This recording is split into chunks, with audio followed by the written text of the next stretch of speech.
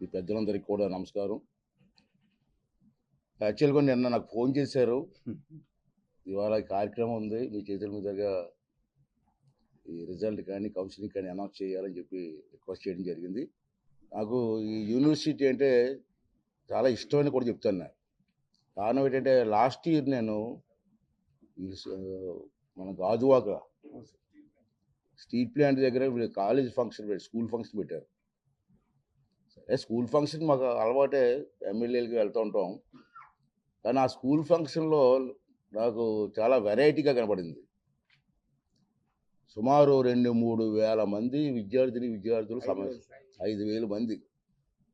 చాలా ఆశ్చర్యపోయాను. అంతమంది అంత డిసిప్లిన్‌గా ఎక్కడ పిన్ డ్రాప్ సైలెన్స్‌గా ఆ సమావేశం జరిగింది. నేను కూడా సాధారణంగా మా స్పీచెస్, రాజకీయ నాయకుల స్పీచెస్ విద్యార్థులు వినరు. వాళ్ళ ద్వారంలో వాళ్ళు ఉంటారు. మా ద్వారంలో మేము చెప్పుకొని పోతూ ఉంటాం. కానీ ఆ రోజు నేను అబ్జర్వ్ చేసింది ఏంటంటే, నేను స్టార్టింగ్ నుంచి ఎండింగ్ వరకు ఏం మాట్లాడామో విద్యార్థులు పిన్ డ్రాప్ సైలెన్స్‌గా విన్నారు. అప్పుడే అనిపించింది కాలేజీ తాలూకు వాతావరణం ఏంటో. అంత డిసిప్లిన్‌గా విద్యార్థులు ఉన్నారంటే, ఆ కాలేజీ కూడా ఎంత డిసిప్లిన్‌గా రన్ చేస్తున్నారా అని చెప్పి ఒక ఆలోచన వచ్చింది. అప్పటి నుంచి లైక్ చేస్తున్నా. తర్వాత రెండోసారి ఏంటంటే, విజయవాడలో కూడా ఈ కాలేజీకి వెళ్ళి ఒకరోజు నేను పాల్గొనడం జరిగింది. చాలా బ్యూటిఫుల్ కాంప్లెక్స్ అండి.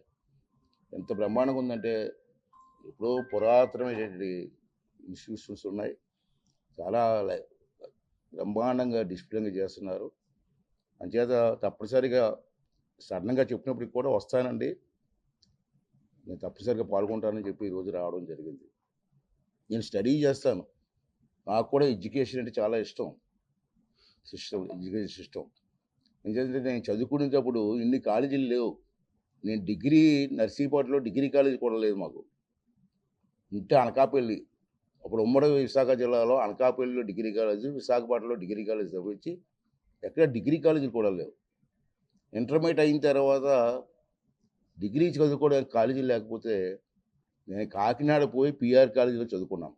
అప్పటి నుంచి నాకు ఎడ్యుకేషను సరే ఆస్తులు ఇవ్వకపోయినా, ఉద్యోగాలు ఇవ్వకపోయినా పిల్లలకి చదువుకునే అవకాశం కల్పించాలి ప్రభుత్వం అని నా ఉద్దేశం. చదువుకుంటారు. చదువుకునే అవకాశం కల్పించాలి కదా ప్రభుత్వం. చదువుకున్న తర్వాత వాళ్ళ అదృష్టం కొలిది ఏ ప్లేస్‌మెంట్‌కి వెళ్తారు అది వేరు. చదువుకునే అవకాశాలు లేని పరిస్థితిలో. అప్పుడు పాడేరులో కూడా డిగ్రీ కాలేజీ లేదు. లక్కీగా నేను 83లో ఎమ్మెల్యే అయ్యా. ఎన్టీ రామారావు గారు నన్ను పిలిపించి యంగెస్ట్ ఎమ్మెల్యే నేను. ఆ రోజు 83లో రాష్ట్రంలోనే ఉమ్మడి రాష్ట్రంలో యంగెస్ట్ ఎమ్మెల్యే. నన్ను పిలిపించారు. పిలిపించి నీ వయసు ఎంత అని అడిగారు. 25 సంవత్సరాలు ఇప్పుడే దాటింది సార్. మొన్నే ఎమ్మెల్యే సార్. యంగెస్ట్ ఎమ్మెల్యే నువ్వు. చాలా సంతోషంగా ఉంది తమ్ముడు. నా తమ్ముడు అనేవారు. తమ్ముడు కూడా కాదు, తమ్ముడు గారు అనేవారు. అంత పెద్దాయన కూడా. నీకేం కావాలో కోరుకో అని అడిగారు నన్ను.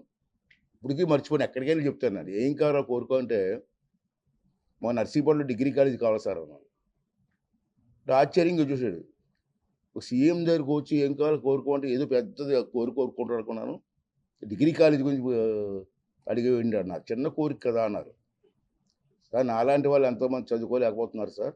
నేను అవకాశం ఉంది కాకినాడ పోయాను. డిగ్రీ కాలేజ్ ఇవ్వమంటే అప్పుడు ఎన్టీ రామారావు గారు నర్సీపట్నం డిగ్రీ కాలేజ్ ఇచ్చారు. అప్పటి నుంచి స్టార్ట్ అయింది మా రూరల్ ఏరియాలో డిగ్రీలు చదువుకునే అవకాశం. సరే ఉద్యోగాలు వస్తాయో లేదు, ఏ లైన్‌కి వెళ్తాము, ఏ పోస్ట్ వస్తుందో తెలీదు. కానీ చదువుకునే అవకాశం కల్పించిన విద్యావేత్త ఎన్టీ రామారావు గారు. తర్వాత 85లో మళ్ళీ నాకు మంత్రి ఇచ్చారు. సెకండ్ టైమ్ ఎమ్మెల్యే అయితే. నాకు టెక్నికల్ ఎడ్యుకేషన్ మినిస్టర్ ఇచ్చారు. ఒకసారి మంత్రివర్గ సమావేశంలో సార్ నాకు చిన్న కోరిక ఉంది సార్ అన్నాను. ఏంటన్నా నాకు టెక్నికల్ ఎడ్యుకేషన్ మినిస్టర్ ఇచ్చారు. కుర్రవాళ్ళకి ఉద్యోగాలు రావాలంటే టెక్నికల్ ఎడ్యుకేషన్ అవసరం. అంతే మన రాష్ట్రంలో పాలిటెక్నిక్ కాలేజీలు లేవు, ఇంజినీరింగ్ కాలేజీలు లేవు. ఇంజినీరింగ్ కాలేజీకి వెళ్ళాలంటే కర్ణాటక కానీ, తమిళనాడు కానీ పోయి చదువుకునే పరిస్థితి. నేను ఆల్రెడీ మినిస్టర్ ఇచ్చారు కాబట్టి నాకు అవకాశం ఇవ్వండి సార్. పాలిటెక్నిక్ కాలేజీలు పెడదామని. ఎన్ని పెడతామని అడిగారు. 100 పెడదాం అనుకున్నాను సార్. ఒకేసారి 100 పెడతావా? అంత డబ్బు ఎక్కడుంది అన్నారు. మరి ఎన్ని పెట్టమంటారు సార్? ఒక 55 పెడతావా అన్నారు. ఓకే సార్ అన్నాను. ఒకేసారి 55 కాలేజీలకి ఎన్టీ రామారావు గారు సంతకం పెట్టిన ఏకైక ముఖ్యమంత్రి ఎన్టీ రామారావు గారు. అప్పుడే నర్సీపట్నంలో మా ఊర్లో పాలిటెక్నిక్ కాలేజు, పాడేరులో పాలిటెక్నిక్ కాలేజు, భీమునిపట్నంలో మహిళా పాలిటెక్నిక్ కాలేజ్ పెట్టాం. దాంట్లో ఇవాళ చదువుకొని ఎంతోమంది ఉద్యోగాలు చేసే అవకాశం వచ్చింది. ఎందుకు చెప్తున్నానంటే ఎడ్యుకేషన్ చాలా అవసరం పిల్లలకి. అలాగే ఎడ్యుకేషన్ కోసం పనిచేస్తున్నటువంటి ఇన్‌స్టిట్యూషన్స్ ఆంధ్ర రాష్ట్రంలో చాలా వచ్చాయి ఈ మధ్య కాలంలో. గత 5 సంవత్సరాల్లో ఎడ్యుకేషన్ సర్వనాశనం అయిపోయింది. మీ అందరికీ తెలుసు. మళ్ళీ ఇప్పుడిప్పుడే ఎడ్యుకేషన్‌కి ఊపిరొస్తుంది. పునాది వేశారు. మంచి మంచి ఇన్‌స్టిట్యూషన్స్ వచ్చాయి. దాంట్లో ఒక మంచి ఇన్‌స్టిట్యూషన్ ఈ కేఎల్ యూనివర్సిటీ. అంచేత అందుకే అభిమానం. అంచేత ఈవేళ పిల్లల తాలూకు రిజల్ట్ ఓపెన్ చేసేటువంటి అవకాశం నా చేతి మీదుగా రావడం నేను అదృష్టంగా భావిస్తున్నాను.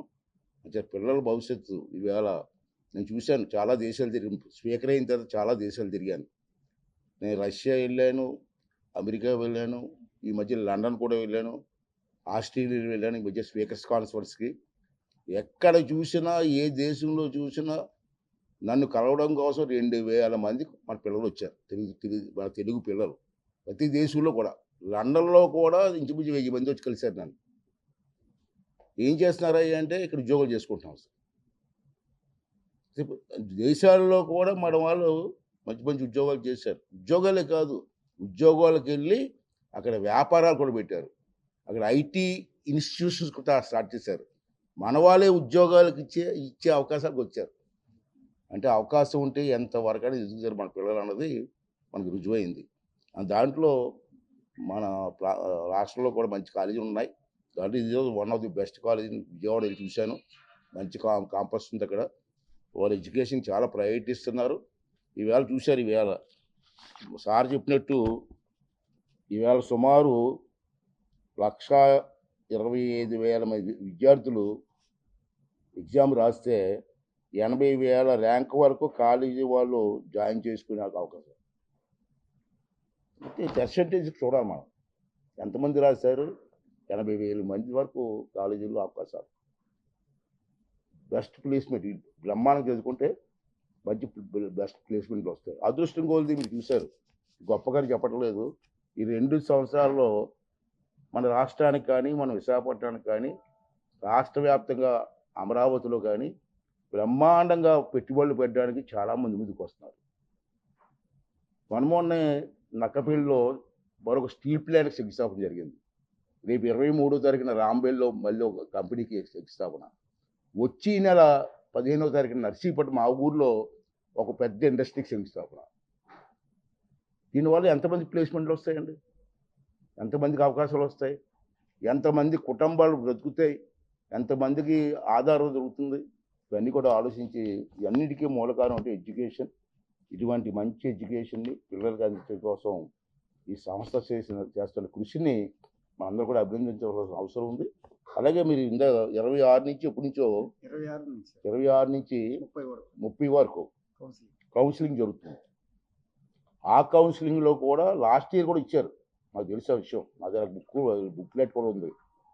వీళ్ళకి స్కాలర్‌షిప్ పేరు మీద ప్రతి సంవత్సరం 100 కోట్లు స్కాలర్‌షిప్ ఇస్తారు. ఈ సంవత్సరం కూడా 100 కోట్లు ఇవ్వడానికి ప్రిపేర్ అయ్యారు. ఇటువంటి ప్రోత్సాహం ఉండి మంచి టాలెంట్ ఉన్న కుర్రవాళ్ళని తయారు చేసి, పిల్లల్ని తయారు చేసి వాళ్ళు ఇస్తే జీవనోపాధి జరుగుతుంది. నేను అందుకే చెప్తాను, చంద్రబాబు నాయుడుకి కూడా 2, 3 సార్లు చెప్పాను. మనం ఏదో పథకాలు ఇవ్వడం కాదండి, ఎడ్యుకేషన్ ఇవ్వండి. పథకాలు ఇస్తే ఆ నెలతో సరిపోతుంది.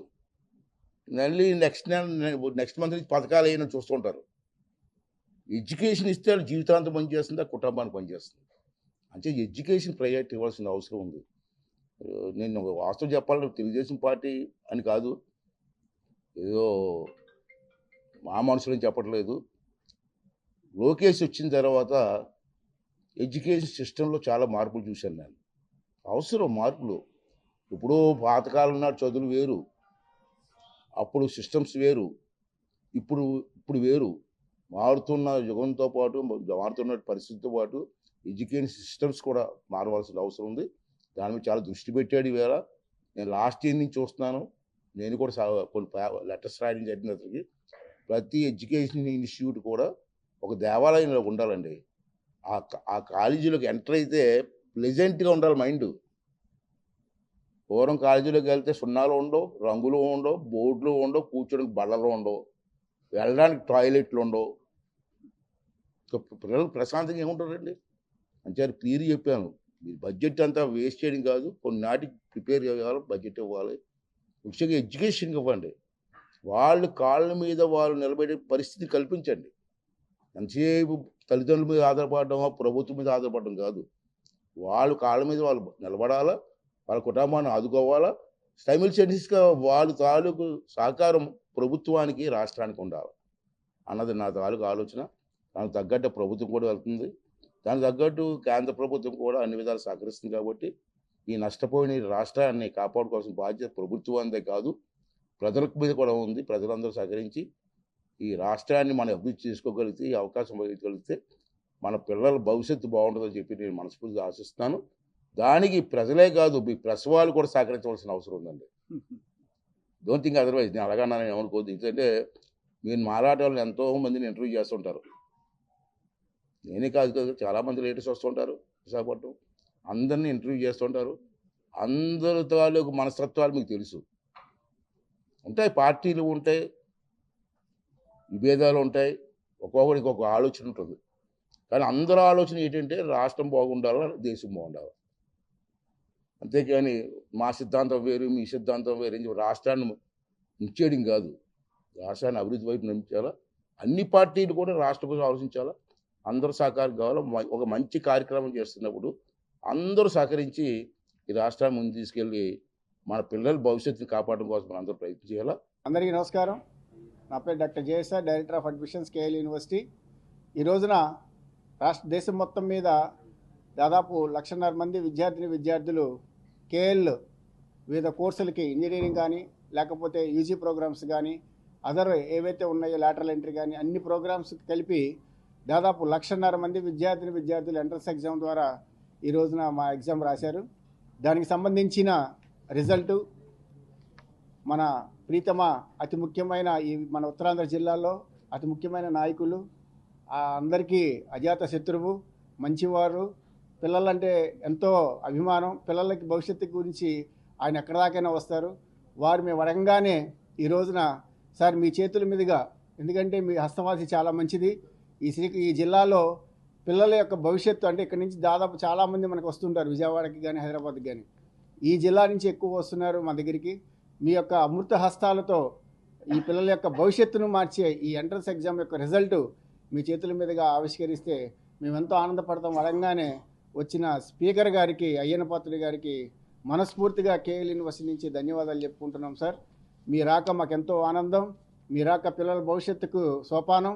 మీ రాక దేశ భవిష్యత్తుకి మార్చే ఇలాంటి విద్యార్థులు రేపు రాబోయే రోజుల్లో మంచి పొజిషన్లో ఉండాలని సంకల్పంతో ఈ రోజున మేము ఈ కార్యక్రమం తలపెట్టాము.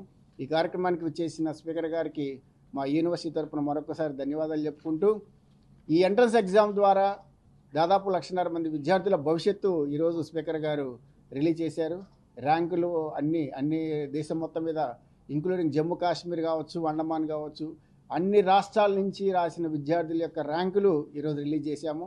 1,50,000 మంది విద్యార్థులు వీరందరికీ కూడా రేపు ఏప్రిల్ 26 నుంచి 30 వరకు జరిగే కౌన్సిలింగ్లో విద్యార్థులందరూ కూడా చురుగ్గా పాల్గొని వాళ్ళ యొక్క భవిష్యత్తును మార్చుకునే అవకాశం, మంచి ప్లేస్మెంట్తో విద్యార్థిగా రండి, మంచి ప్లేస్మెంట్గా బయటికి వెళ్ళండి అనే ఒక మంచి నానుడితో మేము ముందుకెళ్తున్నాము.